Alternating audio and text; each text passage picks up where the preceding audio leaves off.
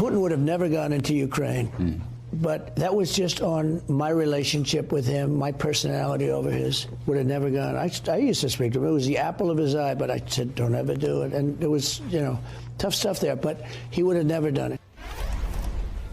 Wondering who says that? Apple of my eye? Now you know. Hi again, everyone. It's 5 o'clock in New York. Being the apple of Vladimir Putin's eye is not really something that makes up a badge of honor for anyone here in the United States, but it is for the ex-president Donald Trump, who's probably delighted by the newest comments coming from the Russian leader currently accused of carrying out heinous war crimes in Ukraine.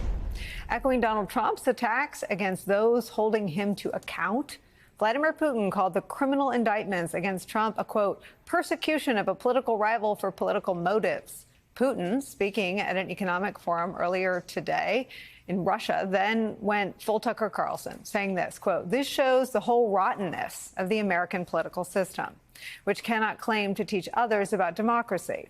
They simply expose their domestic problems. And in that sense, if they're trying to compete with us on something, then it shows who we're competing with. All of which was likely music to Trump's ears. Now, when Putin first invaded Ukraine, Trump wasted no time complimenting Putin. And now it looks like Putin will be getting help from another leader Trump holds in high regard.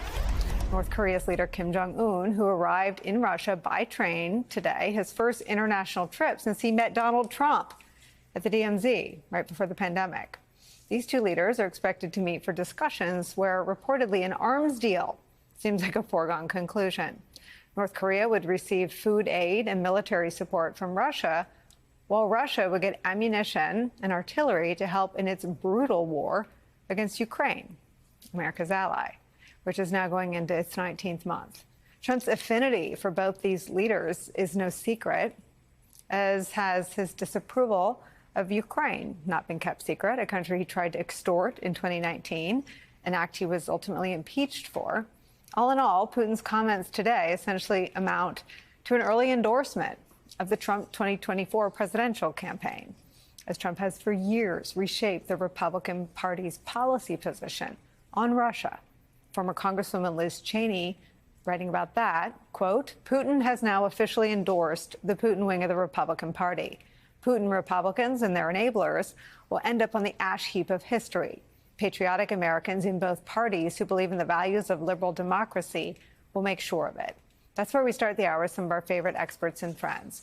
Former CIA director, now an MSNBC senior national security analyst, John Brennan joins us, plus U.S. special correspondent for BBC Studios and MSNBC contributor Katie Kay is back, and retired four-star general and MSNBC military analyst Barry McCaffrey's here.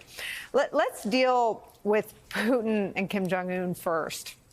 Barry, it's remarkable that Kim Jong-un's last trip was to see Trump.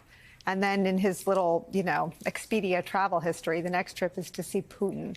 What do you make of how Donald Trump fundamentally reordered sort of U.S.-Russia and U.S.-North Korean relations? Well, it's tempting to say that you're speechless looking at this. Kim Jong-un, a murderous lad, he killed his uncle and displayed his head to intimidate his own people. Putin, who just blew up and murdered the leadership of the latest insurrection, the Wagner Group, and now Trump endorsing this duo of gangsters. They're criminals, they're mafia thugs, not very bright ones. The actual meeting between Putin and Kim Jong-un, and I defer to this former CIA director on this, I don't think either one of them is going to get much out of it. The North Koreans are not going to be able to get advanced technology from Russia.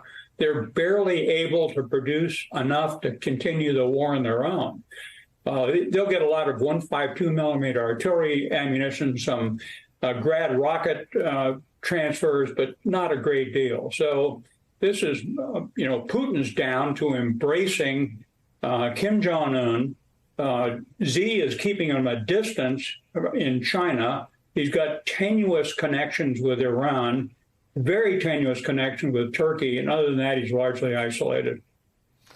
Dr. Brennan, your thoughts on this meeting and just the undeniable association and affinity that Trump has for both men?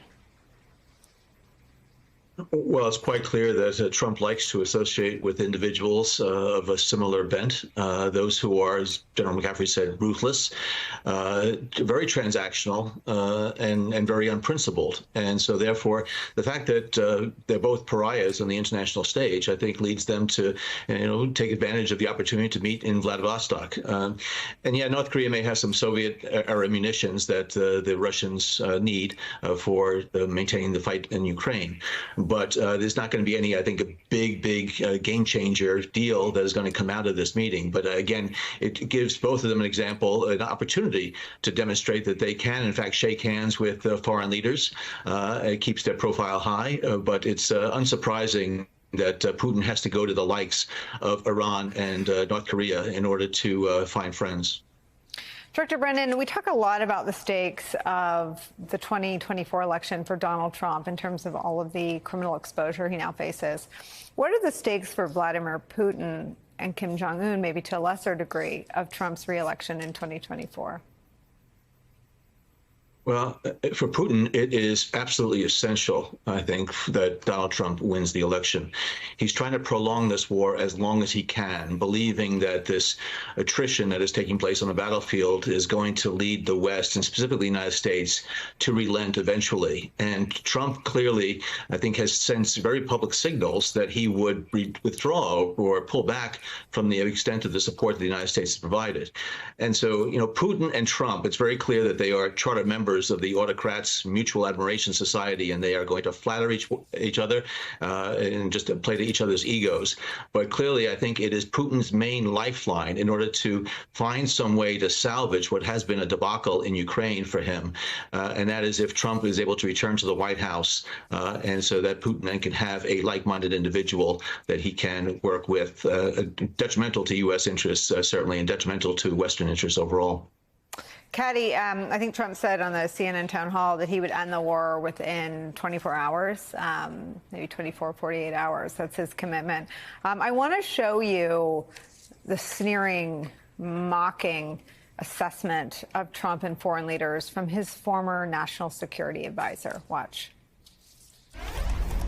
Trump has this impression that foreign leaders, especially adversaries, hold him in high regard, that he's got a good relationship with Xi Jinping, Vladimir Putin, Kim Jong-un.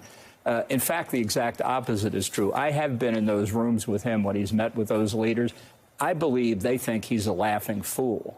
And the idea that somehow his presence in office would have deterred Putin is flatly wrong. If anything, if Trump had won a second term and done what I think he intended to do, which is get out of NATO, Putin would have just waited and let him do it.